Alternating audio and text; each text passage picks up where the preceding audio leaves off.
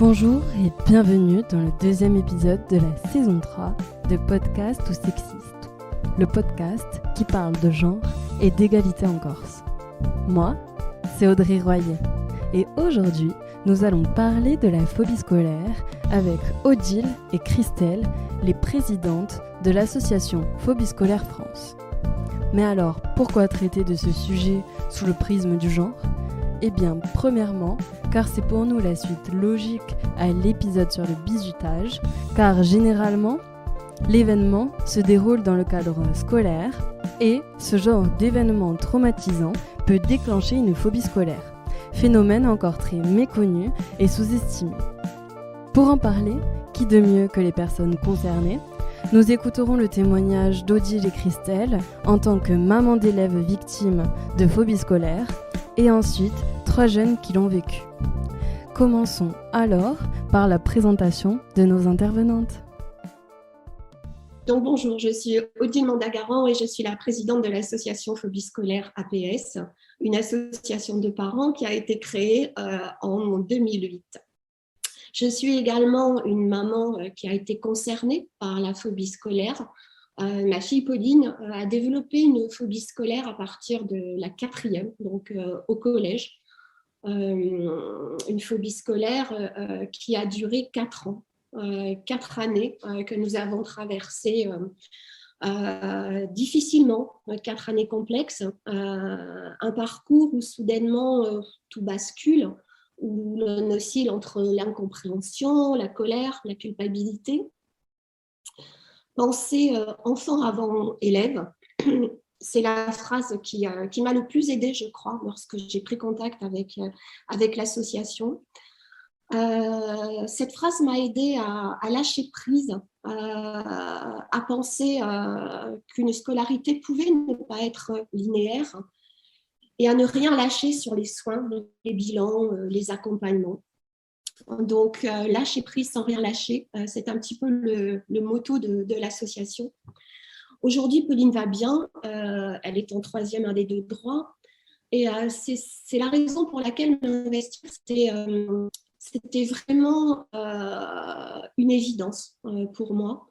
Accompagner les parents sur ce chemin sinueux et destructeur et participer à la connaissance et à la reconnaissance de la phobie scolaire en France. Donc, c'était très, très important pour moi et c'est ce à quoi je m'emploie quasi quotidiennement. Bonjour, moi c'est Christelle Schnitzler, donc je suis vice-présidente de l'association Phobie Scolaire. J'habite en Alsace, donc je suis à 40 km au nord de Strasbourg et donc je me suis investie dans l'association depuis un petit peu plus de 6 ans. Tout d'abord parce que je suis une maman concernée par mes 2 garçons. Ils ont tous les 2 à leur manière déclenché une phobie scolaire et en fin de compte 2 profils et 2 parcours totalement différents. Ça m'est un petit peu tombé dessus avec l'aîné, ça a démarré à l'entrée en 6e, donc 2 mois après, il m'a appelé un jour et il m'a dit « Maman, viens me chercher, je me suis échappée de l'école ». Ça a été assez brutal, on va dire, son décrochage, ça s'est fait du jour au lendemain. Et après, ça a été vraiment un parcours des plus chaotiques. Voilà, il y avait beaucoup… déjà, moi, je n'ai pas mis les mots phobie scolaire dessus. L'école, enfin le collège en lui-même n'a pas non plus émis cette hypothèse. Ça a été un petit peu du bricolage pendant 2 mois. Il essayait d'y aller 2 heures par jour, enfin recopier des cours. Et en fin de compte, ça a empiré, on va dire, en janvier. Et là, ça a été, en fin de compte, il y a un jeune qui l'a repéré et il s'est rajouté du harcèlement scolaire. Donc là, ça a été un petit peu une descente aux enfers, parce qu'en fin de compte, je pensais que les adultes qui seraient en face de moi seraient plutôt aidants. Et là, ça a plutôt été le mur en béton armé. Et là, ça a vraiment été une grosse déception, parce qu'on s'attend un petit peu à plus d'aide et de bienveillance. Et ça a été tout le contraire. Et beaucoup d'incompréhension. En fin de compte, on a très vite fait face à du jugement. Alors, je rentrais dans le cliché de la maman séparée. Donc forcément, les familles monoparentales, la maman trop fusionnelle, enfin, j'ai eu droit à tout ça. Et que c'était ou mon fils qui ne faisait pas assez d'efforts, ou bien que moi, j'étais ou bien je surpouvais, ou bien j'étais trop laxiste. Enfin, voilà, il y avait toujours quelque chose, en fin de compte, qui clochait, mais que, apparemment, chez mon fils et moi. Et puis, en fin de compte, l'entrée en 5e il a tenu 20 jours, parce qu'on avait dénoncé, on va dire, en fin de compte, le harcèlement. Et il s'est retrouvé le premier jour de la rentrée, il rentre et il me fait: maman, ils l'ont mis dans la même classe que moi. Voilà, ça a été, et là, après, ça a été un parcours, on va dire, très dur. Je suis passée par l'école à la maison, on a fait un CNED réglementé, sans compter toutes les démarches administratives, enfin, toutes les justifications. On rentre dans un monde de justification, c'est-à-dire que la parole du parent ne vaut plus rien. Et alors, il faut des certificats médicaux, il faut des bilans, il faut attester tout ce qu'on dit. Et en fin de compte, comme c'est un petit peu une forme d'handicap invisible, en quelque sorte, ça fait qu'on n'attire pas vraiment l'écoute et la bienveillance, mais c'est plutôt le jugement et la culpabilisation. Donc, c'est vrai que ça a vraiment été très, très dur. Et puis, le regard social. Alors là, on a été complètement, comment dire, écarté. C'est comme si mon enfant devenait contagieux, qu'il pouvait contaminer les autres jeunes ou des choses comme ça. Et il y a eu un réel isolement. Beaucoup de jugements aussi dans le contexte familial, hein, donc les proches ou autres qui vous culpabilisent aussi. Le fameux mais lui, un coup de pied au cul et puis il ira déjà. Donc, enfin voilà, je crois qu'avec l'aîné, on a tout fait. Enfin, on a tout eu, on a le droit à tout. Ça a été très dur et en fin de compte, je suis tombée sur l'association. J'ai fait des recherches. Mon enfant n'arrive plus à aller à l'école et je suis tombée sur le site de l'association. Je suis arrivée dans leur groupe Facebook et puis là, on réalise qu'on est loin d'être seul parce que on a un grand sentiment de solitude. Et là, on réalise voilà, qu'il y a des démarches, qu'on peut prendre les choses en main. Et en fin de compte, c'est ce qui m'a permis de remettre un petit peu, enfin, d'avoir un fil conducteur. Parce qu'en fin de compte, la feuille de route de l'association, c'est ça, ils disent, voilà, fouillez un petit peu, regardez pourquoi votre enfant déclenche une phobie scolaire. Et c'est ce que j'ai fait. Et en fin de compte, c'est là où j'ai découvert plein de choses sur le profil de mon enfant, sur ses comportements, tout ce qui explique, en fin de compte, que lui, en fin de compte, n'a pas réussi à suivre le même chemin que les autres jeunes de son âge. Et ça a permis, en fin de compte, de mettre des prises en charge qui sont aussi des fois, on va dire, un petit peu compliquées, mais ça fait qu'on a commencé à avancer. Et ce qui a été salvateur pour lui, ça a été sa reconnaissance de victime de harcèlement. C'est ce qui a déclenché, on va dire, lui, sa sortie, parce qu'il a été quand même dans une dépression sévère, avec phobie scolaire, phobie sociale.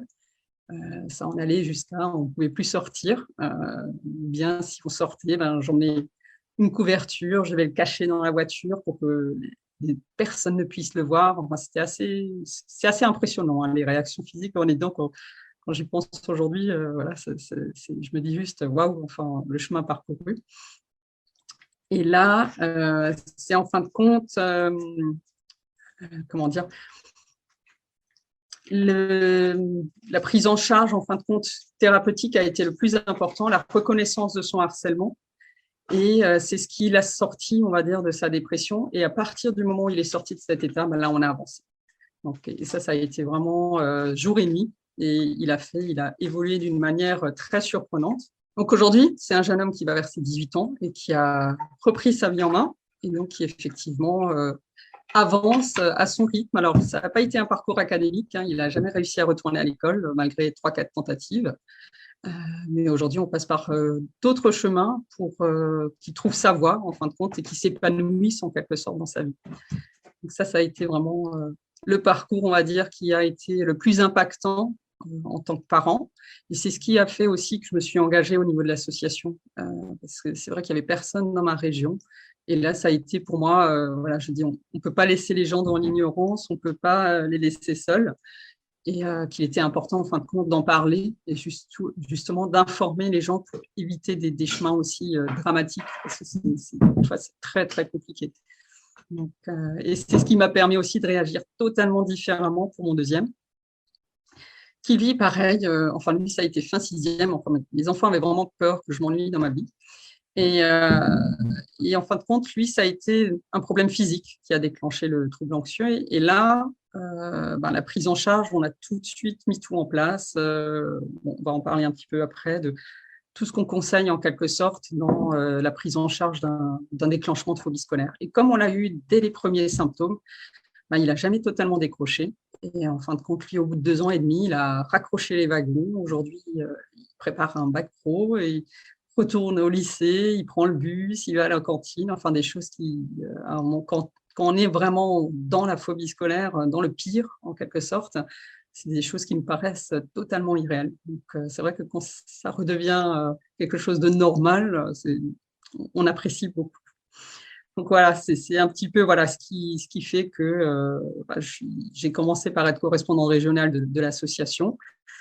Et puis, au fur et à mesure, voilà, ça s'est développé, on a grandi, et puis on a eu de plus en plus de monde qui arrive, et puis qui fait qu'aussi, voilà, je me suis engagée en tant que vice-présidente.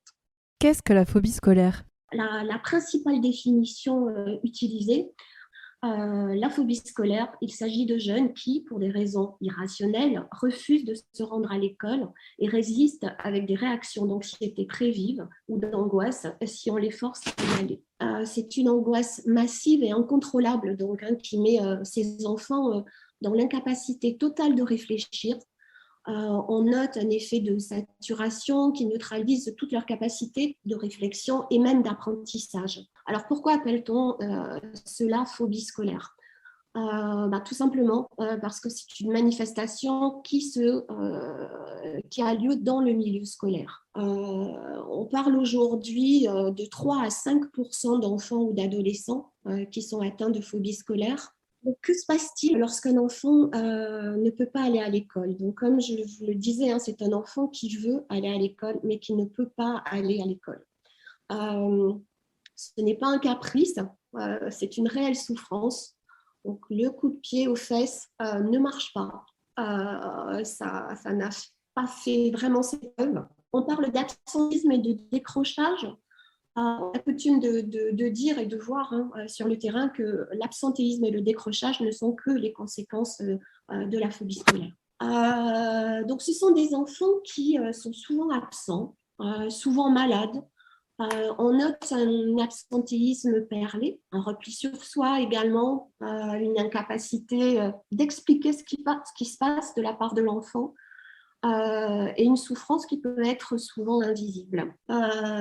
Lorsque la phobie scolaire commence à arriver, je dirais, effectivement, on peut être terriblement maltraitant avec nos enfants. Pour nous, aller à l'école, ce n'est pas un choix, c'est une obligation. On va bosser, on va travailler, donc notre enfant va à l'école. Donc c'est vraiment un cas qui est très, très fréquent au début de la phobie scolaire. Donc, j'aimerais bien faire le lien avec le décrochage scolaire. Il faut bien faire la différence entre école buissonnière et phobie scolaire. Donc, la phobie scolaire, on trouve derrière des troubles anxieux, une souffrance avec des traductions psychosomatiques. Donc, je le répète encore, c'est un enfant qui veut aller à l'école mais qui ne peut pas. Et parfois, il peut toujours aller en classe avec une grande souffrance. Le décrochage scolaire, les causes sont tout autres que le trouble anxieux. Ce sont des enfants qui ne veulent plus aller à l'école, qui éprouvent un certain désintérêt pour l'école.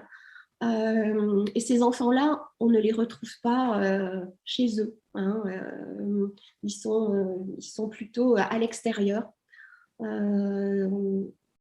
Un point également sur lequel on voudrait porter attention, c'est le biais sociologique. C'est-à-dire que dans les milieux défavorisés, on a un fort taux d'absentéisme scolaire et on se dit que peut-être ce sont des phobies scolaires qui s'ignorent.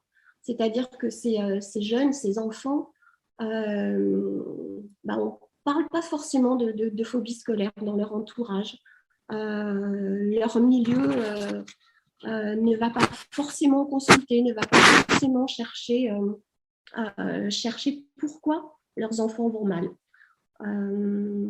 Donc, il est important aussi de travailler dans des collèges ou des lycées qui sont en zone défavorisée pour permettre à un maximum de familles de se rapprocher de nous et de permettre ainsi à leurs enfants d'avoir les meilleurs soins. Écoutons le premier témoignage. Bonjour, je m'appelle Ewen, bachelier depuis maintenant quelques mois, et je vais vous raconter mon expérience de la phobie scolaire ou du trouble anxieux scolaire, qui a selon moi démarré en maternelle lorsque j'ai vécu cette séparation et cette entrée dans un nouveau monde qui a, à mes yeux et d'après moi, jamais été un monde fait pour mon apprentissage. Très tôt, j'ai ressenti des difficultés à m'y rendre, à me séparer de ma mère ou de mon père, et à me sentir dans un milieu convenable, à sociabiliser avec d'autres. Les raisons peuvent être très diverses en fonction de chaque personne. J'ai rencontré énormément de gens vivant cette situation. Dans mon cas, je pense sincèrement que le milieu scolaire classique n'était absolument pas fait pour moi. La fonction et le mode d'apprentissage utilisé, qui utilise beaucoup la mémoire, n'a jamais été un milieu convenable à mes yeux. Ce trouble anxieux scolaire, développé en maternelle, s'est accentué lorsqu'en primaire, j'ai vécu du harcèlement, non pas physique mais moral, avec des discriminations qui ont rendu cet apprentissage et ce rendez-vous quotidien en école primaire encore plus difficile. C'était un rendez-vous quotidien avec ces personnes qui me faisaient du mal et ce mal-être a grandi jusqu'au point où j'ai eu besoin d'un soutien d'une équipe éducative. Dans les écoles primaires, c'est le RASED, donc des réseaux de psychologues de l'éducation nationale et de professeurs engagés.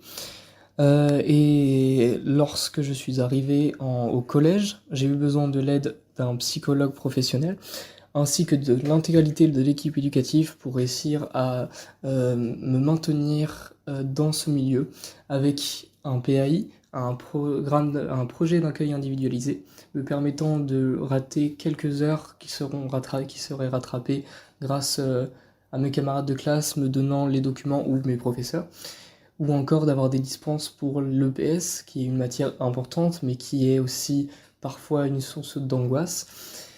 Et aujourd'hui, je vis encore avec ce trouble anxieux scolaire qui fait toujours partie de mon quotidien, que j'ai vécu durant toute ma scolarité au lycée, mais qui ne m'a pas empêché d'avoir mon bac. Le tout est d'apprendre à vivre avec. On ne peut pas s'en débarrasser comme ça. C'est un milieu où il faut apprendre à vivre, et avec beaucoup de soutien, d'apprentissage et beaucoup d'aide. Grâce à certaines aides de l'État et du département, ou à certaines aides des établissements scolaires, comme des aménagements d'épreuves, des aménagements d'emploi du temps, j'ai pu continuer ma scolarité à temps plein et réussir à me présenter à chacune des épreuves.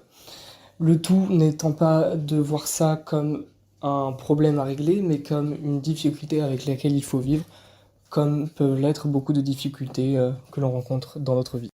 Quels sont les premiers signes qui alertent ?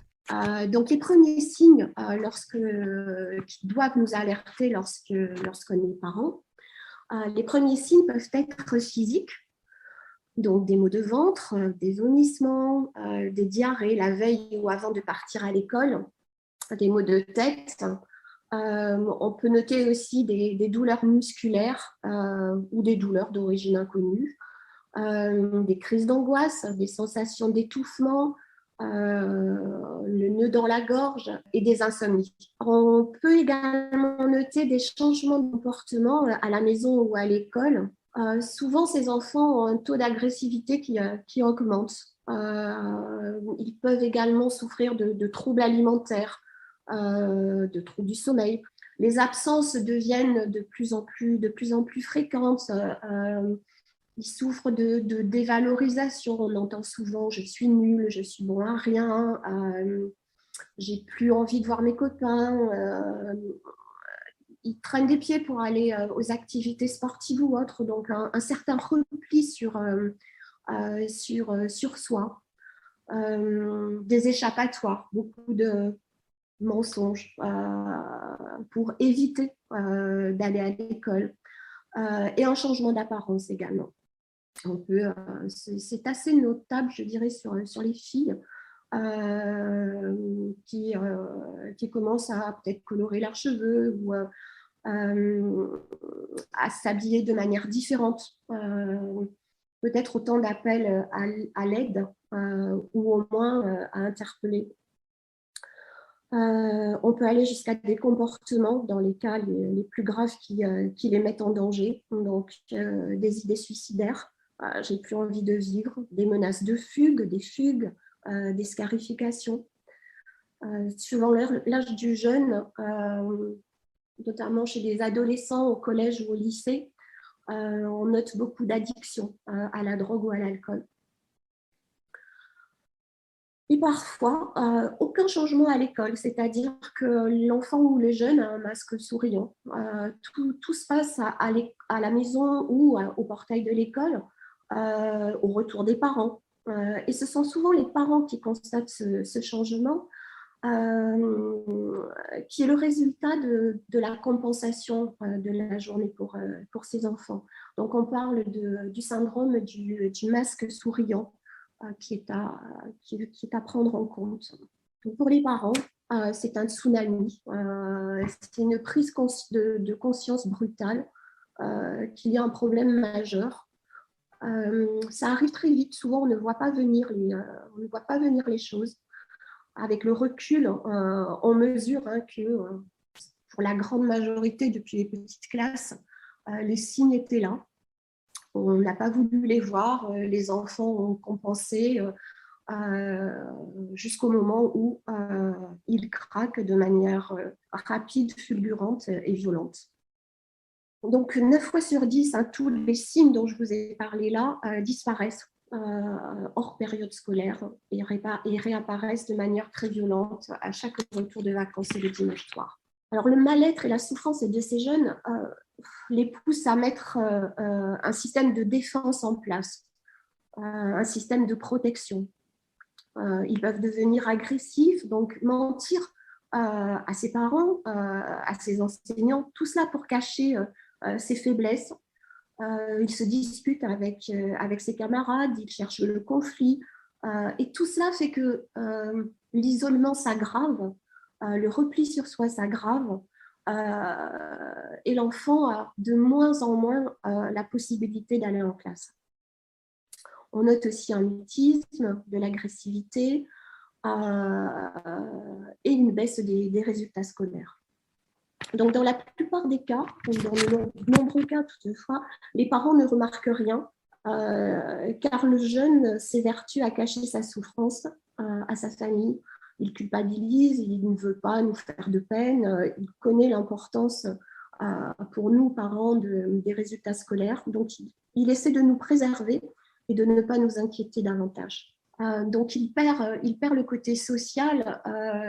Ses absences font que il est stigmatisé ils sont stigmatisés dans la sphère scolaire, dans la sphère amicale également. Christelle parlait tout à l'heure du fait que ces enfants n'étaient plus invités aux anniversaires. Je l'ai vécu aussi avec ma fille. Lorsqu'on a un enfant en phobie scolaire, on est un petit peu hors norme. On a une étiquette de parents laxistes. D'enfants qui refusent, d'enfants qui va mal, et on est mis à l'écart à la fois donc, dans la sphère scolaire et dans la sphère professionnelle. Y a-t-il des profils types de jeunes atteints de phobie scolaire ? Donc la phobie scolaire, elle touche indifféremment les filles et les garçons, ainsi que tous les milieux sociaux professionnels. La grande majorité des jeunes décrochent soit l'entrée au collège, soit en 4e. On note depuis 2 ans ou 2 ans et demi une forte recrudescence dans les petites classes. On a de plus en plus de familles qui nous rejoignent, dont les enfants sont au CP, donc à partir de 6 ans. Et également au lycée. Alors, il y a encore quelques années, les lycéens étaient beaucoup moins touchés par la phobie scolaire, c'est-à-dire que le pic était au collège et que ces enfants, bien pris en charge, reprenaient de manière fréquente un cursus, je dirais pas linéaire, mais classique au lycée. Quelles peuvent être les causes de la phobie scolaire ? Qu'est-ce qui peut la déclencher ?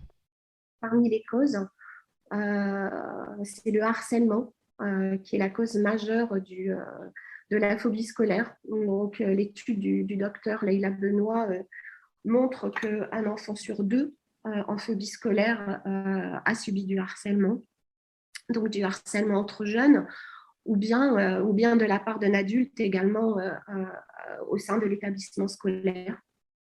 Les chiffres du harcèlement sont en forte augmentation et le harcèlement débute maintenant en classe primaire, dans les petites classes, ce qui pourrait expliquer justement cette augmentation des cas de phobie scolaire dans ces petites classes.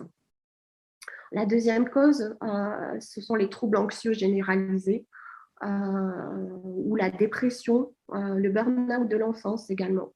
On fait souvent le parallèle entre la phobie scolaire et le burn-out des adultes, de par le côté soudain de ces troubles et l'incapacité totale à se rendre sur son lieu, soit école, soit travail. On a également des hauts potentiels qui cachent des troubles associés. Alors, le haut potentiel en lui-même n'est pas une des causes de la phobie scolaire, ou très peu.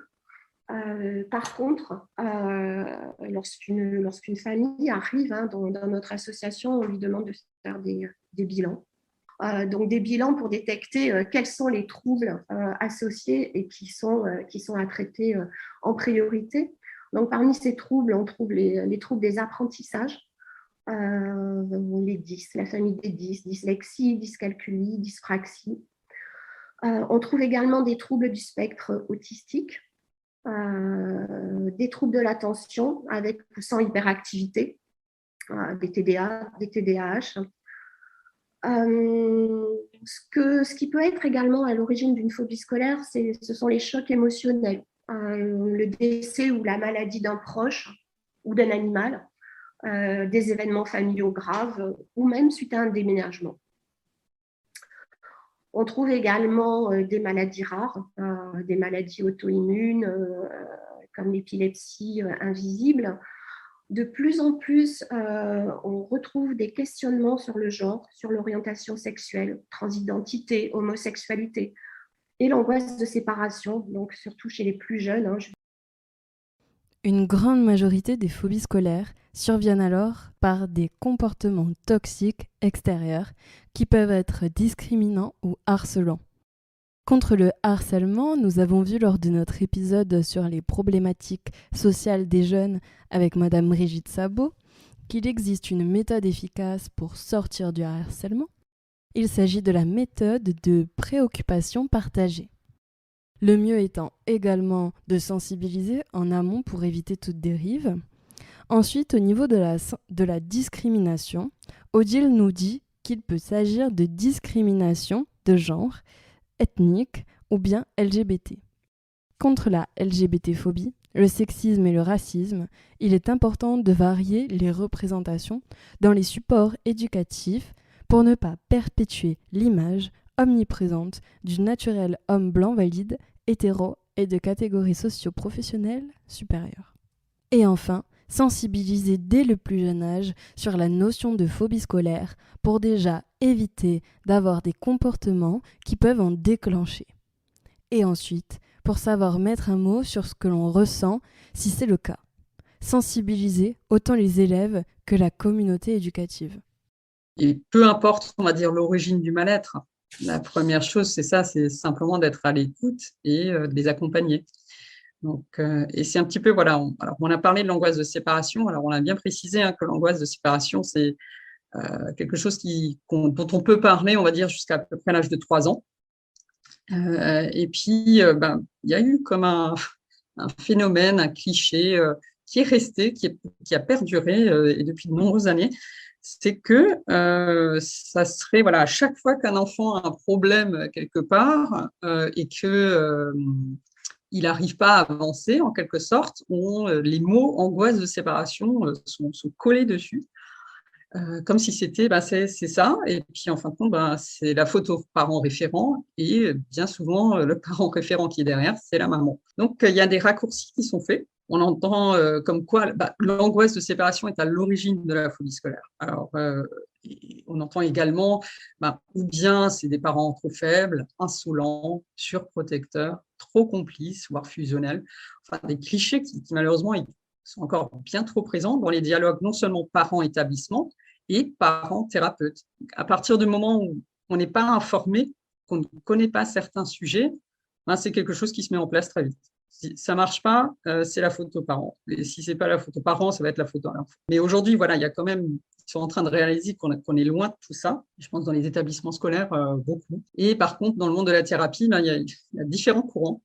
Et il y a un courant qui est très délétère pour nous, qui est le courant de la psychanalyse. Alors, c'est vrai que je suis peut-être très virulente sur ce thème-là, parce que j'ai subi un pédopsychiatre qui est dans le courant de la psychanalyse et qui a été dévastateur dans la prise en charge. C'est-à-dire qu'il n'a pas cherché, en fin de compte, à nous aider, mais qu'il a plutôt, en fin de compte, dès le deuxième rendez-vous, il a commencé par culpabiliser mon fils. Pourquoi tu ne fais pas d'efforts? Pourquoi tu ne vas pas à l'école? Qu'est-ce qui te prend? Enfin, c'était assez... je pense que le premier rendez-vous, quelqu'un de très sympathique, et le deuxième rendez-vous, il nous a... C'est comme s'il nous avait cassé d'un coup. Et là, ça a été... Moi, je suis restée à côté un petit peu hébétée. Avec le recul, je me dis, j'aurais dû réagir, j'aurais pas dû le laisser faire ou des choses comme ça. Mais comme pour nous, voilà, ce sont des médecins psychiatres, enfin pédopsychiatres, qui logiquement sont là pour nous accompagner, pour aider à avancer, ça a été, c'était la douche froide à chaque fois. On peut faire beaucoup de choses au niveau de la pédopsychiatrie. Encore une fois, l'éducation de l'enfant est attribuée à la mère, l'angoisse de la séparation est donc sa faute. Stigmatisation du rôle de mère, déresponsabilisation du père dans la gestion de l'enfant, encore un travail à faire sur les représentations sexistes des parents. Écoutons le deuxième témoignage. Alors j'ai 22 ans et ma phobie scolaire s'est déclarée au collège, au passage du collège à la petite école, où je me suis retrouvé dans un endroit avec beaucoup plus d'élèves, de monde, et absolument pas loin de mon village, quoi. Au début ça a été, les premiers temps, j'ai essayé de me faire des amis et tout, mais c'était pas facile. Et j'ai commencé à me retrouver seul, à faire des crises d'angoisse qui se sont accentuées au fil des jours et des semaines, jusqu'à avoir carrément des crises qui m'empêchaient de respirer, qui me poussaient vers la sortie à tout prix. J'inventais toutes les excuses du monde pour pouvoir quitter l'établissement. Il fallait que je rentre chez moi. Après, j'avais un contexte familial qui était conflictuel à l'époque, donc je pense qu'il jouait là-dessus. Au début, j'ai eu du mal à me faire comprendre par mes parents, parce qu'ils pensaient sûrement que c'était par pas envie d'aller à l'école, comme tous les enfants. Mais moi, c'était plus que ça, c'était vraiment... je pense qu'il y avait aussi la peur de la foule, et un problème en moi, un blocage. C'était vraiment au-dessus de mes forces, et ça réveillait... peut-être pas un instinct de survie, mais j'aurais vraiment tout fait pour ne pas y aller.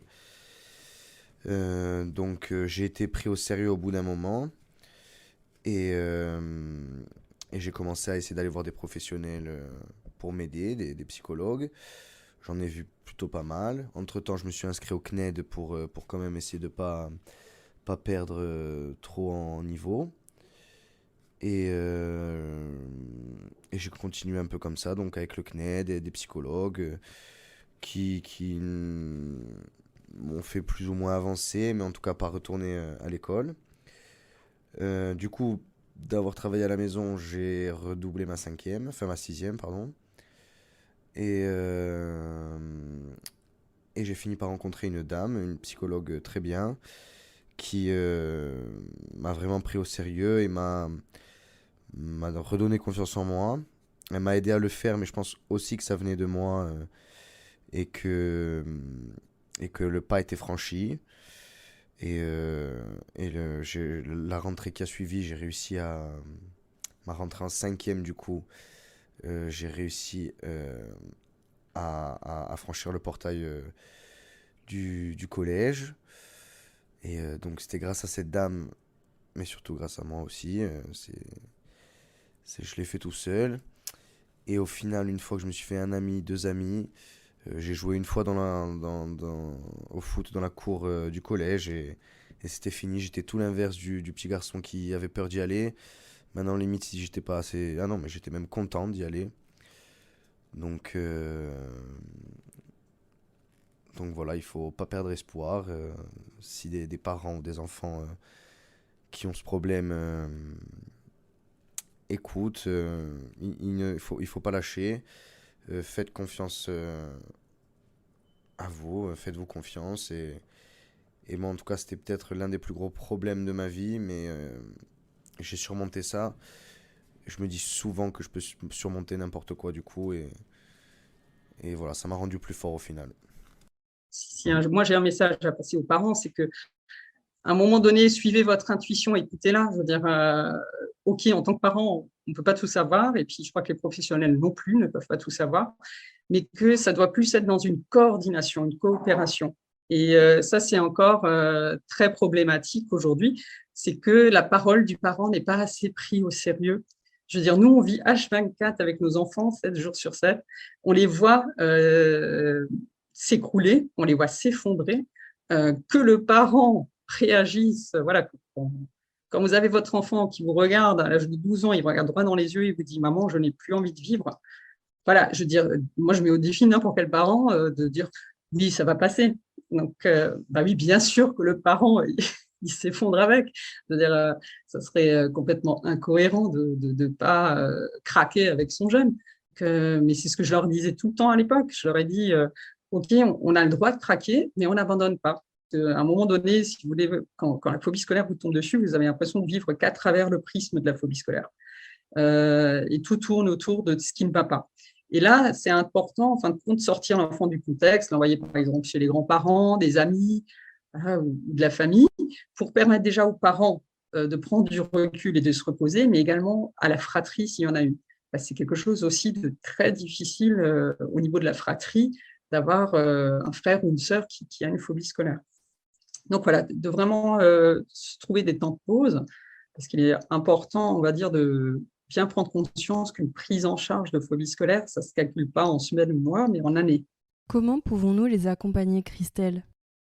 Alors, au niveau de l'accompagnement, nous, on propose aux familles, en fin de compte, de mettre en place le trio gagnant. Donc, le trio gagnant, pour nous, c'est, en fin de compte, l'interaction entre l'école, la famille et les thérapeutes. Et tout ce monde-là, on va dire, gravite autour de l'enfant pour la prise en charge. Donc, très important, voilà, dans ce dialogue-là, enfin, nous, on invite à créer ce dialogue. C'est vrai que c'est souvent les familles qui sont déclencheurs.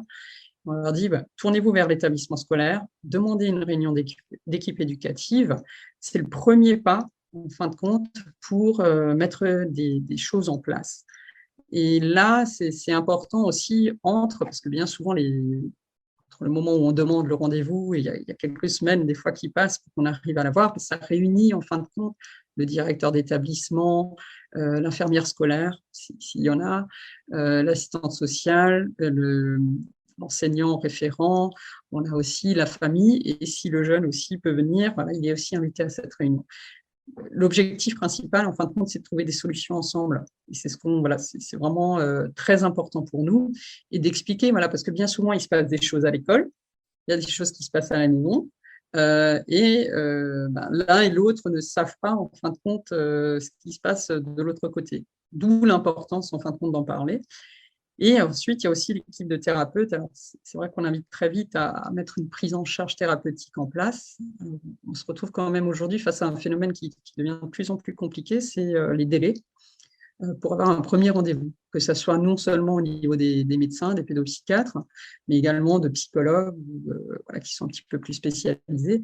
Et on a des délais qui peuvent aller de plusieurs mois, voire à des listes d'attente, en fin de compte, où les parents n'ont même plus de délai pour savoir quand est-ce que leur jeune va pouvoir être pris en charge. Voilà, c'est quelque chose qui va être très problématique. Il est déjà aujourd'hui, et j'ai bien peur que ça ne va pas s'améliorer au cours de l'année qui vient. Et là, d'où l'importance, en fin de compte, que l'école et la famille réalisent qu'on peut déjà faire beaucoup de choses à ce niveau-là. rien que en fin de compte, avec l'établissement scolaire, on peut mettre beaucoup de choses en place. La première chose que nous, on invite, c'est la pause. Nous, on dit aux parents, mettez votre enfant en arrêt pendant 3 semaines. Alors, c'est-à-dire, en arrêt, il ne fait pas de cours, il ne récupère pas de cours, on le laisse tranquille. Parce qu'il faut quand même savoir qu'ils arrivent à un tel état de saturation, et Odile l'avait dit précédemment, que nous, on parle de burn-out de l'enfance. Donc, à ce moment-là, bien précis, votre jeune n'est plus capable d'enregistrer quoi que ce soit ou de faire un effort quelconque. Donc, et cette pause-là, ce temps de pause, c'est plutôt le temps de la mise en action avec l'établissement scolaire. Les premiers rendez-vous, ouvrir le dialogue avec l'établissement, vérifier s'il n'y a pas de harcèlement, repérer peut-être est-ce qu'il y a un profil qui va vers les troubles des apprentissages, prendre tous les rendez-vous pour justement aller voir un petit peu qu'est-ce qui se cache derrière la phobie scolaire, que ce soit des bilans orthophoniques, orthoptiques, psychométriques. Il y a beaucoup de choses en fin de compte qui peuvent être explorées, tout en essayant de trouver un médecin référent qui va être pilote en quelque sorte de tous ces bilans pour analyser, on va dire, le retour. Et là, pendant l'attente des bilans, c'est important que, je pense là, dans cette période-là, les plus grands acteurs, ce sont l'établissement scolaire et la famille. Et là, de vraiment être on teste ce que l'enfant est capable de faire à l'instant T. S'il n'arrive plus à mettre les pieds dans l'école, là, ça va être plutôt de la récupération de cours. Il va essayer de faire quelques exercices, de voir en fin de compte ce qu'il est capable de faire. Et ensuite, s'il arrive encore à venir, tout de suite passer sur un emploi de temps aménagé, très important. Je veux dire, pour éviter, et pas qu'ils viennent tous les jours. C'est vrai que, moi, j'ai pas réalisé tout de suite, mais avec l'aîné, on a fait 2 heures par jour pendant 3 mois. Et il y allait 2 heures pour recopier des cours. Donc, c'était la seule chose qu'on m'avait proposée au départ. Mais là, en fin de compte, ça a eu l'effet inverse, c'est-à-dire ça l'a dégoûté de l'école, ça l'a dégoûté des apprentissages. Et puis, même une forme où il m'en voulait parce que je le mettais pour 2 heures pour recopier des cours. Donc voilà, c'était important que là, on lève le pied et nous, on parle de retour progressif, c'est-à-dire on commence par exemple par 2 heures par semaine et on va prendre une matière où il est à l'aise, où il se sent à l'aise. Alors, ça peut être une matière qu'il aime, ça peut être peut-être lié à un enseignant. Il y a plein de choses en fin de compte à tester, à faire. Peut-être des fois simplement quand ils sont plus jeunes, comme le disait Odile, on a quand même de plus en plus de cas de phobie scolaire avant le collège. Là, ça peut être continuer à garder le contact, il vient aux récréations. Il participe aux activités extrascolaires. Donc, il y a plein de choses, en fin de compte. Dans cette phase-là, on peut tester énormément de choses. Mais là, c'est vraiment, il faut que les établissements scolaires soient conscients qu'il est important de sortir de ce côté, il faut des notes, il faut qu'il soit à l'école. Aujourd'hui, il y a des aménagements qui existent et où on peut mettre des choses en place et qui sont reconnus par l'Éducation nationale. Donc voilà, très important ce temps de pause et ce retour progressif pour le jeune. Alors c'est vrai que le premier temps, c'est ça, c'est la pause. Le deuxième temps, c'est on teste, on regarde ce qu'on peut faire. Et le troisième temps, c'est plutôt quand on a le retour des bilans, des certificats ou des retours de thérapeutes. Et là, c'est super, on va dire, si le médecin qui s'en occupe peut participer à une réunion d'équipe éducative. Mais après, sinon, là, le plus important, c'est les parents qui soient relais, en fin de compte, de tout ce qu'ils ont eu comme retour pour formaliser un plan d'accompagnement qui soit vraiment adapté au profil du jeune. Et là, je veux dire, à partir du moment, tout ça, on le met en place, on ne peut que aller vers un mieux. C'est-à-dire, il faut aussi être conscient qu'il y a des améliorations qui peuvent être vues dans les parcours et il faut aussi entendre dans un parcours de phobie scolaire que c'est des parcours par palier. C'est-à-dire qu'un enfant qui revient à l'école, ça ne veut pas dire que c'est gagné. C'est-à-dire qu'à un moment donné, il va pouvoir y arriver, il va tellement encore prendre sur lui parce que c'est ses anciennes habitudes, le trouble anxieux est encore trop présent et il risque de craquer. Mais tout de suite, on fait une pause, on fait un emploi de temps ménagé et on recommence doucement. Et c'est en fin de compte, c'est ça, c'est cette avancée-là par palier qui fait que petit à petit, il raccroche les wagons. Donc, et alors, une chose essentielle, sensibiliser la classe, c'est-à-dire prévenir les autres jeunes pourquoi lui ne vient que 2 heures, 3 heures ou 4 heures par semaine, parce qu'en fin de compte, ça peut être très mal interprété et ça peut être sur de harcèlement. Et aussi également sensibiliser les professeurs. On peut aussi prévoir un lieu sécur pour le jeune au sein d'un établissement. Voilà, ça peut être alors dans les collèges ou lycées, par exemple au CDI, ou bien une pièce où ils peuvent aller souffler et juste décompresser. Ensuite, il y a aussi l'adulte référent. Alors ça peut être quelqu'un qui peut être moteur pour le jeune. Ça aussi, c'est quelque chose qui peut être très aidant. Je me souviens, le premier qui s'était proposé, c'était son professeur d'anglais pour mon plus jeune. Et ensuite, c'est le CPE qui s'est proposé. Et c'est vrai que c'est vraiment quelque chose, il savait vers qui se tourner quand ça n'allait pas. Voilà. Et on évite de choisir des infirmières scolaires ou les assistantes sociales ou médecins scolaires parce qu'en fin de compte, c'est une denrée très rare au sein de nos établissements scolaires. Et on est plus en perdition de tout ce personnel-là, et surtout les infirmières scolaires. Il faut savoir qu'aujourd'hui, une infirmière scolaire est sur plusieurs établissements et ils sont peut-être maximum 2 jours dans un établissement. Le trio gagnant, c'est donc l'interaction entre l'école, l'enfant et le thérapeute, mais également la pause de 3 semaines. Ensuite, l'emploi du temps aménagé, avec un retour progressif. D'autres actions peuvent être mises en place, comme le lieu sécure pour le jeune, venir qu'aux récréations, l'adulte référent ou encore participer aux activités extrascolaires. Mais alors Odile, avez-vous remarqué que les structures scolaires sont formées pour venir en aide aux jeunes ? Alors la réponse serait plutôt non. Les structures scolaires ne sont pas formées à accueillir ces jeunes, même si on note de plus en plus une vraie volonté de le faire. Une vraie volonté tout en notant quand même ce manque de formation, ce manque de personnel aussi. Christelle, tu le soulignais tout à l'heure, on a très très peu d'infirmières scolaires, de médecins scolaires. Donc, il y a un cruel manque de formation dans les établissements scolaires. Écoutons le dernier témoignage. Je m'appelle Clémence, j'ai 20 ans et à l'âge de 15 ans, j'ai déclenché une phobie scolaire lors de mon entrée en seconde. J'ai décidé de partager mon histoire parce que du temps a passé maintenant, j'ai 20 ans. Et il y a 5 ans que ça s'est déclenché et ma vie a beaucoup changé depuis. Et je fais ce témoignage dans l'idée et dans l'optique d'encourager les jeunes qui sont qui traversent cette période-là en ce moment, et aux parents qui peuvent être un peu dépassés par les événements, qui ne savent pas trop quoi faire, penser qu'ils sont inquiets pour leurs enfants. Je leur dédie vraiment ce témoignage afin qu'ils soient rassurés et qu'ils aient un minimum de soutien et je sais pas, peut-être qu'ils se reconnaîtront dans mon histoire.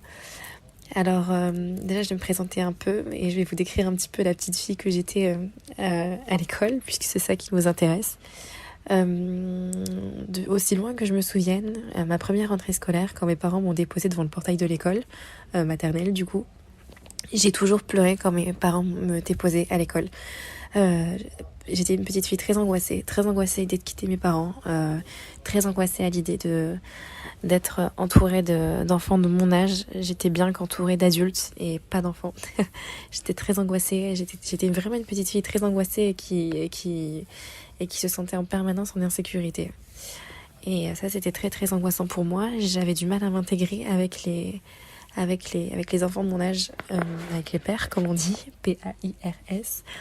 Je rencontrais beaucoup de difficultés à m'intégrer aux récréations. J'étais tout le temps seule, et pour pas qu'on remarque que j'étais seule, j'allais aux toilettes en général. Je m'enfermais dans les toilettes pendant tout le temps de la récréation et j'attendais que ça passe. Et ça a été comme ça pendant toutes mes années maternelles, toutes mes années primaires, mes années collège aussi. J'ai toujours été une enfant seule, qui rencontrait beaucoup de difficultés pour s'intégrer. Et au collège, au niveau des relations avec les autres, ça s'est un peu dégradé parce que j'ai eu des petits soucis avec quelques filles qui m'ont un peu tourné le dos. Suite à différentes histoires, suite à probablement mes erreurs et à leurs erreurs aussi, enfin des problèmes d'adolescente, je me suis retrouvée également toute seule. Et suite à ça, j'ai vraiment appréhendé tous les matins d'aller à l'école. C'est-à-dire que par exemple, tous les dimanches soirs, j'étais angoissée à l'idée de recommencer une nouvelle semaine, à l'idée de retourner encore une fois au collège, d'être toute seule, d'être entourée de jeunes avec qui je ne m'entendais pas ou avec qui je n'avais pas de lien. Je me sentais un peu différente et bizarre parce que je n'avais aucun... J'avais l'impression de n'avoir aucun point commun avec eux, de ne pas être assez bien, d'être étrange, d'être bizarre, parce que personne ne me parlait. Et peut-être qu'avec le recul, maintenant, personne ne me parlait parce que je devais être probablement assez froide, parce que je me rends compte aujourd'hui avec le recul que je n'étais pas heureuse et que du coup, je me renfermais énormément sur moi-même et que probablement, même si un groupe de jeunes avait essayé de m'approcher, peut-être que mes réactions les auraient un peu refroidis parce qu'ils se seraient retrouvés face à un mur et ça, c'est pas vraiment évident. Et au niveau scolaire, j'ai toujours été une enfant qui avait des bonnes notes sans forcément travailler, c'est-à-dire que j'écoutais en cours et ça me suffisait largement. Je ressentais pas le besoin de réviser pour approfondir mes connaissances, etc. J'écoutais en cours et ça me suffisait largement. J'ai toujours eu des bonnes notes, j'ai jamais été en retard. Et même souvent au collège, en général, je terminais toujours les exercices qui étaient demandés à faire en cours à l'avance. Et quand je terminais en avance, forcément, je devais attendre les autres. Et ça me provoquait des crises d'angoisse parce que l'ennui m'angoissait énormément. C'est-à-dire que quand je ne faisais rien, je m'ennuyais forcément. Et quand je m'ennuyais, je réfléchissais. Et je réfléchissais à beaucoup de sujets différents et à beaucoup de sujets qui pouvaient être très angoissants pour une jeune fille. J'avais le cerveau qui n'arrêtait pas de tourner en roue libre et je n'arrivais pas à m'arrêter. Ça me provoquait souvent des très grosses crises d'angoisse.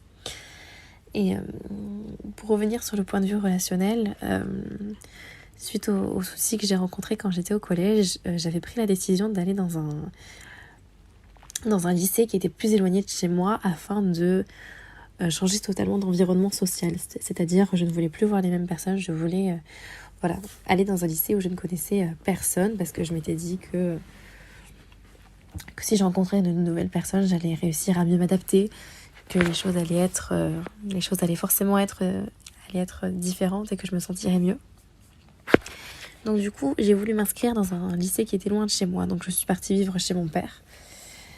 Et j'ai fait ma première entrée au lycée. Et ça a été une véritable catastrophe. Mon père me dépose devant le lycée le matin. Comme tout le monde, j'attends à l'extérieur du bâtiment. Je suis toute seule, mais pour l'instant, je n'angoisse pas. Tout va bien, je me dis que ça va bien se passer, etc. Je passe les portes du lycée. Vraiment physiquement, je passe les portes du lycée et je me suis directement sentie comme si j'avais deux murs à côté de moi qui m'entouraient et qui se repliaient sur moi-même. C'est-à-dire je me sentais compressée, je me sentais renfermée, pas bien, j'étais angoissée, j'avais des bouffées de chaleur, j'avais l'impression de tomber dans les pommes, j'avais chaud et c'était vraiment physiquement, j'étais malade en fait. Dès que je suis rentrée dans ce lycée, que j'ai vu tous ces gens, etc., j'ai vraiment été physiquement malade. Et en fait, ce qui m'a rendue comme ça, c'est que je pense maintenant avec le recul, c'est qu'à ce moment-là précis, quand je suis rentrée dans ce lycée et que j'ai vu que je me sentais toujours aussi mal que quand j'étais au collège, etc., je me suis dit à ce moment-là qu'en fait le problème ce n'était pas les autres et ce n'était pas mon environnement d'avant. Je me suis dit le problème à ce moment-là c'est moi. C'est moi qui ne vais pas bien, j'ai beau changer d'environnement et de lieu, je ressens toujours la même chose. Et en fait je pense que cette prise de conscience-là m'a provoqué une angoisse, mais une angoisse tellement forte que tout est ressorti, en fait, tout ce que j'ai accumulé, tout ce dont je n'ai jamais parlé à personne, parce que tous mes problèmes scolaires, je n'en ai jamais parlé à personne, je n'en ai jamais parlé à mes parents, j'ai tout gardé pour moi, et toute cette accumulation-là a provoqué ce sentiment d'être malade physiquement. C'est-à-dire que le lycée, l'environnement du lycée, les bâtiments du lycée, les salles du lycée me rendaient physiquement malade. Mais vraiment physiquement malade. J'avais des nausées, j'avais des bouffées de chaleur, j'avais les mains moites. Et donc j'ai fait cette première journée au lycée, je suis ensuite rentrée chez mon père Et mon père n'étant toujours pas rentré du travail, je me suis enfermée chez mon père, je me suis mise dans le canapé et j'ai pleuré. Je ne voulais plus y retourner. Je ne voulais plus retourner au lycée. J'étais paniquée à l'idée d'y retourner le lendemain matin. Je ne voulais pas y aller. J'ai fait part de ce sentiment-là à mon père qui n'a absolument pas compris. Parce que pour mon père, ça allait être évident que j'allais réussir à... Enfin, personne en fait n'a jamais soupçonné ce qui pouvait... Ce qui s'est produit ce qui s'est produit en réalité, parce que tout le monde me disait tout le temps, bon, t'es une bonne élève, on se fait pas de soucis pour toi, etc. Et là, ce qui m'est arrivé, c'était tellement soudain et incompréhensible, parce qu'en soi, je n'arrivais même pas à l'expliquer.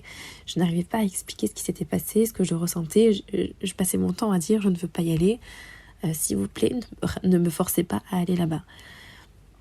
Et le soir de cette première rentrée en seconde, j'ai appelé ma mère en larmes en lui expliquant que c'était pas possible, qu'il fallait trouver une autre solution, que je ne pouvais pas y aller. Et ma mère m'a dit exactement la même chose que mon père, que non, que c'était sûrement le stress et que j'allais réussir à m'intégrer, que j'allais m'adapter, etc., etc., etc. La nuit se passe et le lendemain, donc le deuxième jour de lycée, j'étais pareil, physiquement malade. J'ai failli m'évanouir dans les escaliers. Tellement j'étais paniquée et stressée, et en fait je ne suis pas allée en cours. Je n'ai pas réussi, je ne sais pas même à l'heure actuelle je ne sais pas comment l'expliquer, mais j'étais physiquement malade et personne ne savait ce qui se passait. Donc ma mère a décidé de venir me récupérer chez mon père et de m'emmener voir un médecin. Et ma mère m'a expliqué par la suite que quand elle m'a récupérée ce jour-là, elle a pris peur parce que physiquement en quelques jours j'avais énormément changé. Elle m'avait dit qu'elle s'était inquiétée pour moi parce que physiquement j'étais très très pâle, j'étais amaigrie, j'avais les yeux très rouges et marqués parce que je passais mon temps à pleurer tellement j'étais angoissée, etc. Ma mère a pris la décision de m'envoyer voir de m'emmener chez le médecin de famille. Donc on a pris rendez-vous chez le médecin famille qui me suit depuis que je suis toute petite. Il m'a fait un certificat d'absence pour lycée pendant quelques jours, juste histoire que je reprenne mes esprits, etc. Et moi, j'avais clairement expliqué au médecin que pour moi, c'était impossible de retourner au lycée, qu'il fallait trouver une solution. Et le médecin a conseillé à ma mère de m'emmener voir une psychologue.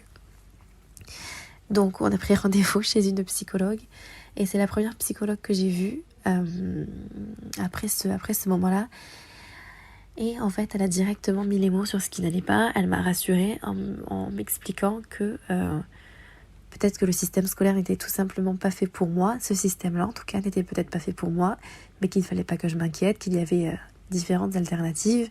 Et elle a posé le mot déscolarisation.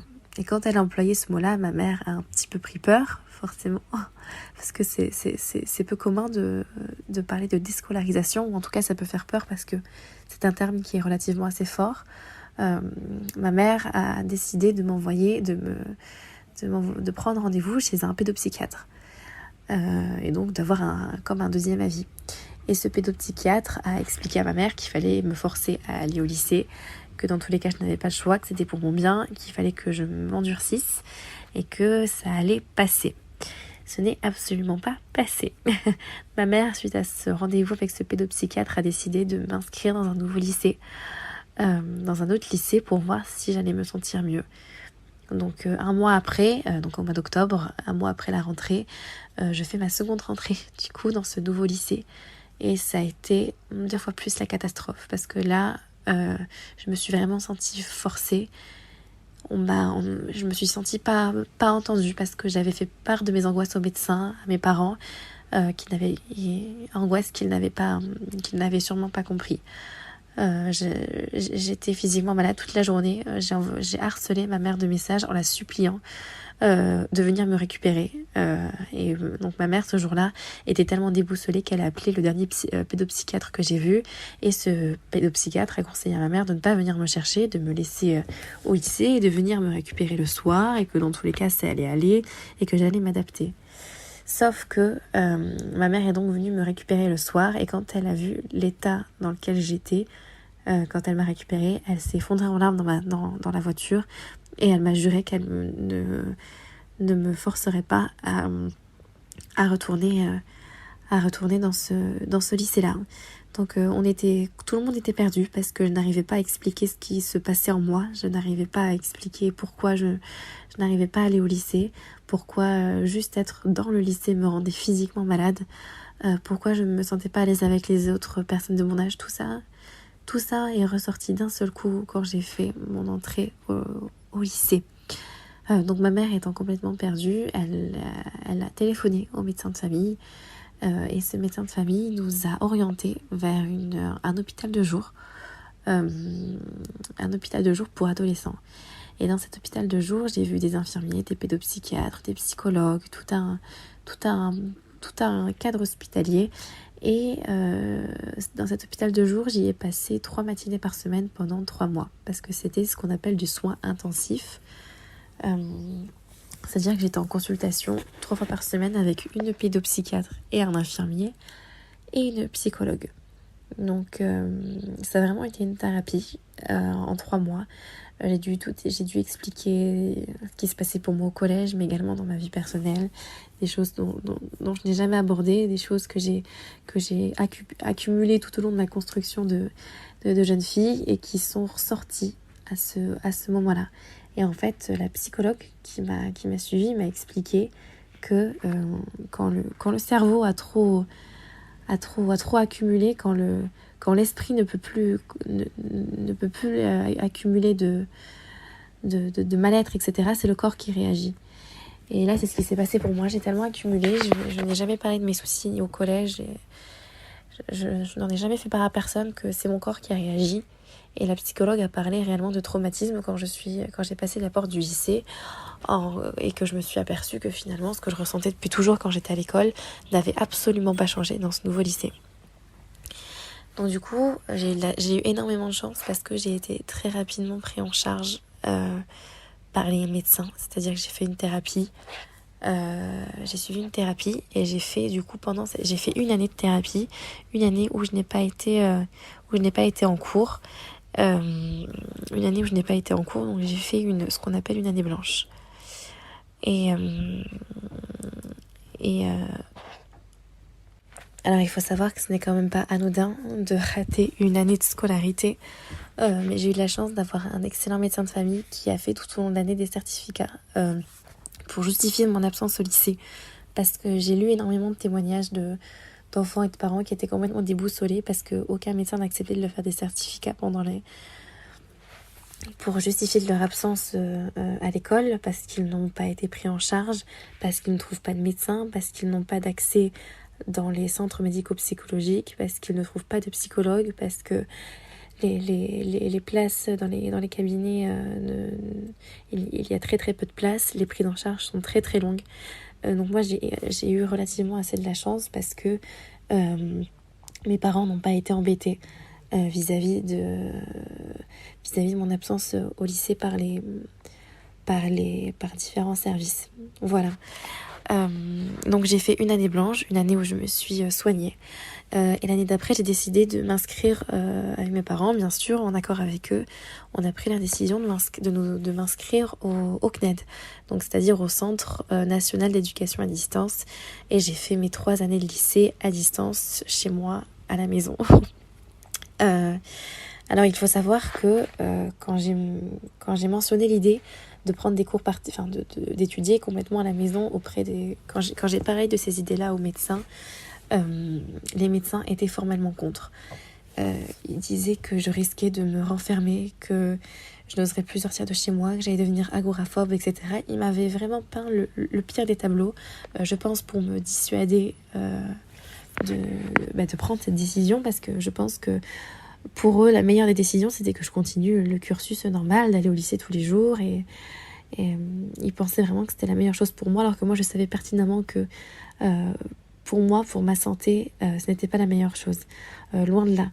Là, j'avais besoin de me recentrer sur moi, de prendre soin de moi, de suivre cette thérapie qui m'a fait énormément de bien, et d'étudier dans un environnement sain. Donc pour l'instant, à ce moment-là, le seul environnement sain que j'avais, c'était chez moi. Et j'ai passé 3 ans, enfin du coup en tout 4 années, plus l'année blanche, j'ai passé 4 années chez moi, seule à la maison, à étudier. Alors effectivement, la première année que j'ai passée seule à la maison, je me suis complètement renfermée sur moi-même. Parce que je suivais une thérapie, parce que je parlais de choses qui me faisaient du mal, parce que j'avais peur pour mon avenir aussi. Parce que je me suis dit, si j'ai peur d'aller au lycée, de quoi j'aurais peur après ? Ça me paraissait ridicule d'avoir peur d'aller au lycée, d'avoir peur d'aller dans quatre murs, ça n'avait aucun sens, d'avoir peur des gens de mon âge, ça n'avait aucun sens, je me sentais ridicule et bête. Alors que je n'aurais pas dû me sentir comme ça. Ce n'est pas une honte. La phobie scolaire, je pense que c'est le résultat de diverses angoisses, de divers problèmes qui n'ont jamais été abordés. La phobie scolaire, en fait, c'est la goutte d'eau qui fait déborder le vase, c'est le résultat de tout ce qui n'allait pas avant, c'est la manifestation corporelle de ce qui ne va pas, de ce qui ne va pas, en fait. C'est ce que je mentionnais tout à l'heure, c'est ce que une psychologue m'avait expliqué. Quand on ne peut plus accumuler, quand la tête est trop fatiguée, c'est le corps qui réagit. Et c'est comme ça que moi que j'expliquerai la phobie scolaire, et c'est comme ça que je l'ai ressenti. La phobie scolaire, ça a vraiment été le résultat, ça a vraiment été la manifestation de mon corps qui m'a dit que c'était trop, qu'il fallait que je parle de tous mes soucis, qu'il fallait que je règle tous les problèmes, tous mes problèmes, et que j'avance. Voilà ce que c'est pour moi la phobie scolaire. Donc forcément, la première année, j'étais perdue. J'étais complètement perdue, j'avais peur de tout, je ne comprenais pas ce qui m'arrivait. La deuxième année, j'ai commencé à étudier au CNED, donc j'ai fait ma seconde qui s'est très bien passée. J'étudiais tout le temps constamment chez moi. Quand je suis passée en première, j'ai senti le besoin de me réouvrir à nouveau vers l'extérieur. Donc j'ai commencé à m'inscrire dans une salle de sport, dans un club de sport. J'y allais plusieurs fois par semaine, ça me faisait du bien. Et la troisième année, j'ai décidé de travailler en même temps. Du coup, quand j'étais au CNED, c'est moi qui aménageais mes horaires. Et du coup, j'ai pu avoir un petit boulot en tant que serveuse. Donc serveuse, c'est quand même un métier où on est en contact avec des clients, avec des clients, avec des gens. Et moi qui étais restée 3 ans chez moi toute seule à ne parler à personne, c'était quand même un grand pas.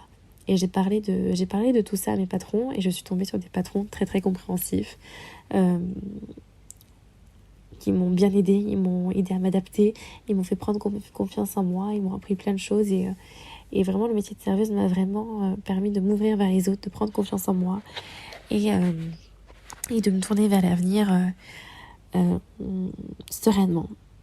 Voilà, aujourd'hui j'étudie en fac, je passe en 2e année de sociologie anthropologie, et actuellement quand je vous fais cet audio, on est l'été 2022 et je suis actuellement en saison à la plage en tant que serveuse dans un îlot village. C'est ma 2e saison, j'étais partie en saison l'année dernière, donc j'étais partie loin de chez moi sans voir mes parents pendant 3 mois, et je refais la même chose cette année.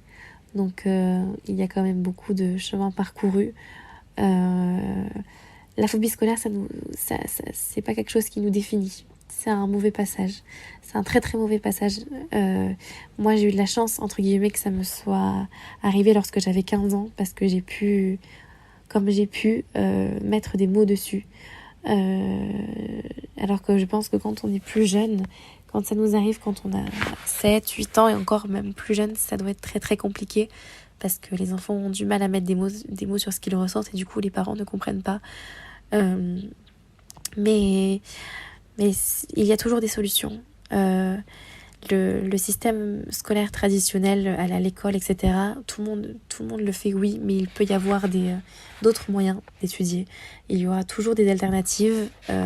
Si le système scolaire tel qu'il est ne vous convient pas, ça ne veut pas dire que vous êtes anormaux. Ça veut juste dire que il vous faut autre chose, quelque chose de plus adapté, quelque chose qui vous correspond plus, qui vous permet de vous mettre d'être plus à l'aise, d'étudier plus sereinement, d'avoir vos propres méthodes de travail.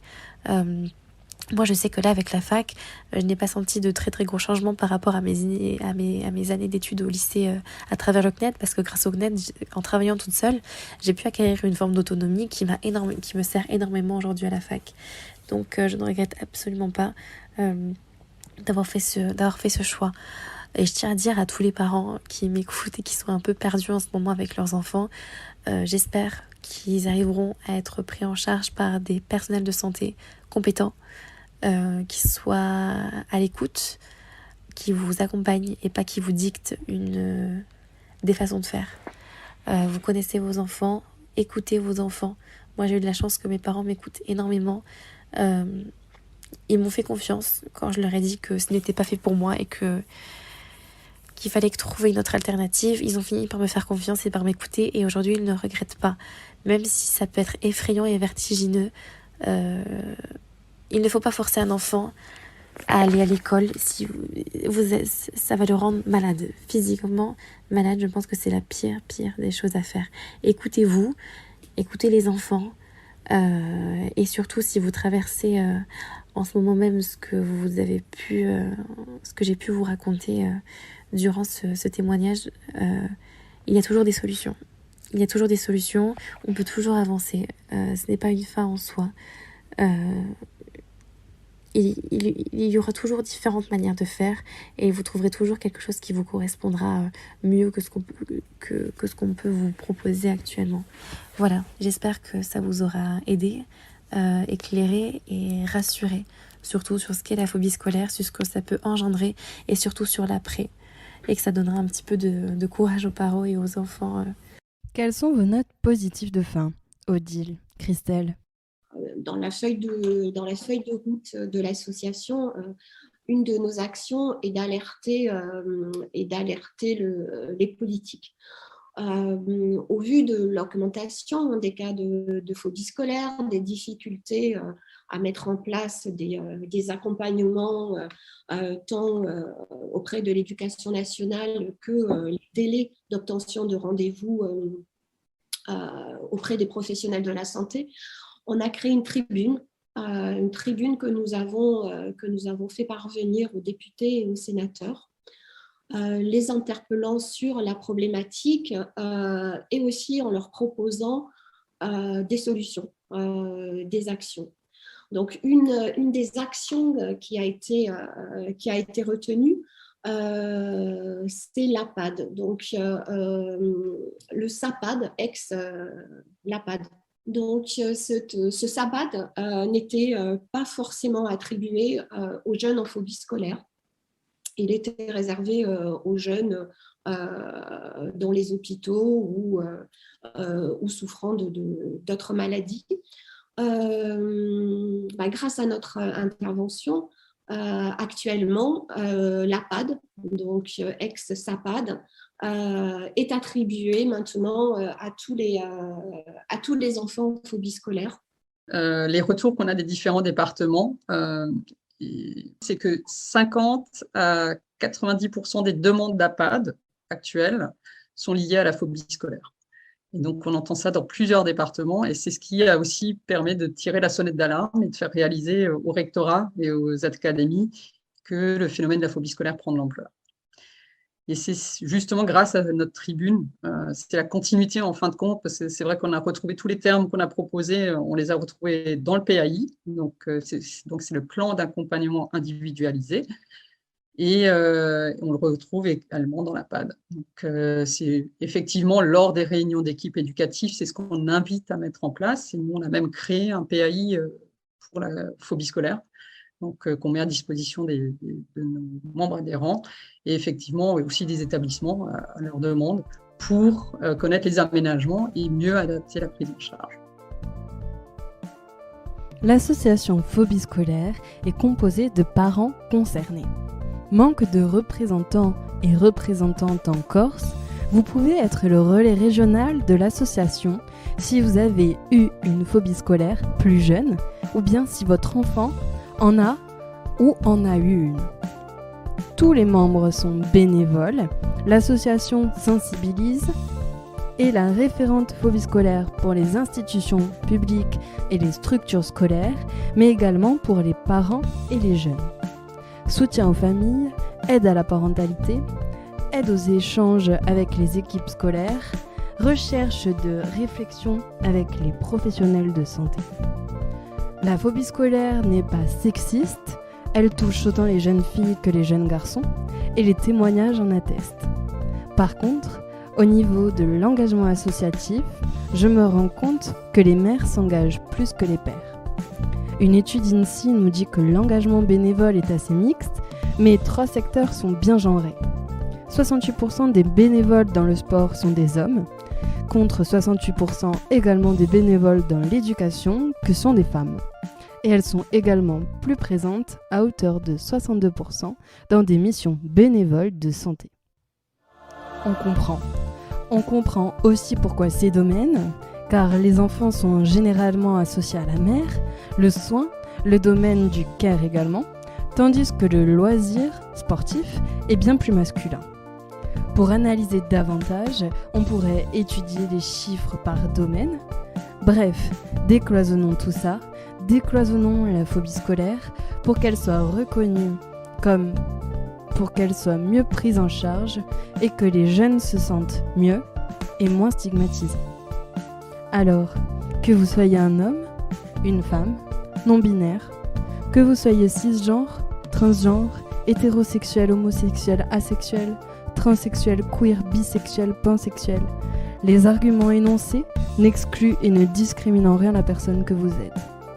Via ce podcast, nous souhaitons libérer la parole, ouvrir la pensée et faire réfléchir sur les différents sujets liés au genre. Merci d'avoir écouté cet épisode. Je vous donne rendez-vous le mois prochain pour un nouvel épisode sur les émotions. Et en attendant, suivez-nous sur les réseaux sociaux, Facebook, Twitter, Instagram et LinkedIn, à Podcast ou Sexiste. À bientôt.